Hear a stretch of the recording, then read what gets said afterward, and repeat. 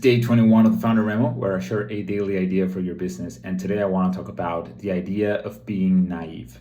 So I don't know if you watched the movie Social Network, where Sean Parker, the founder of Napster is featured. You can go watch that. It's a great movie. But you can also go to Spotify and listen to the product series that Spotify launched officially, where they share all the story about, Spotify from the launch all the way to growing the product. It's actually done by the CPO, the Chief Product Officer of Spotify. And Sean Parker is featured here.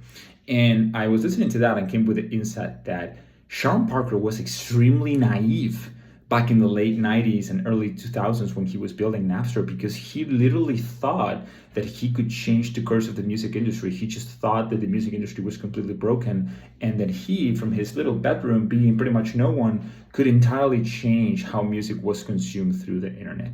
And what happens to me in 2025 is that I barely listen to anyone having that kind of ambition.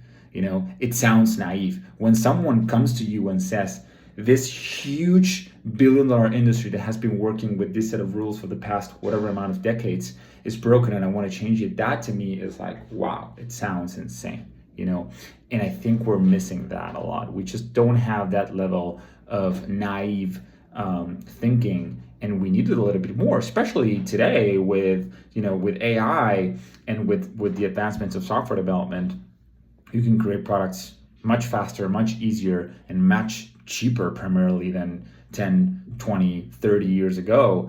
And I'm wondering, what is it that we can do to actually achieve that level of naive thinking, And a story that I like to think about with this is, and you can come back to the founders of I can't remember the name, but like Brian Chesky interview he did with Masters at Scale, the Masters at Scale podcast with Reid Hoffman, where he talks about the 10-star review. Okay, so thinking if you're going to a hotel, for example, for the first time, try to come up with different layers of stars. Where what would a 1-star review look like for this hotel? What would a 2-star review, the 3-star review, and probably at some point a 5-star review might be the best kind of review you can leave to a hotel, for the best experience as possible. And then you can start dreaming a little bit and becoming more naive about that experience, and creating the 6-star review and the 7-star review and the 8-star review. And this is a great exercise, primarily a design exercise you can do for your own business. What would a 10-star review, a bizarre 10-star, insanely crazy 10-star review would look like for my own company?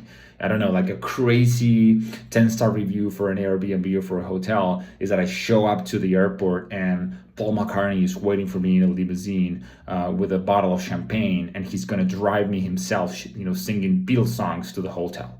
That would be a crazy 10-star review, okay, which is impossible, but it would allow you to dream big, to be naive about what you do, and then start dialing back to something more reasonable and more realistic until you start reaching incredibly great experiences that maybe you weren't even thinking about before.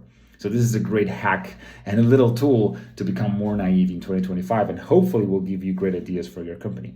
Hope you like this concept, and I hope to see you tomorrow for more.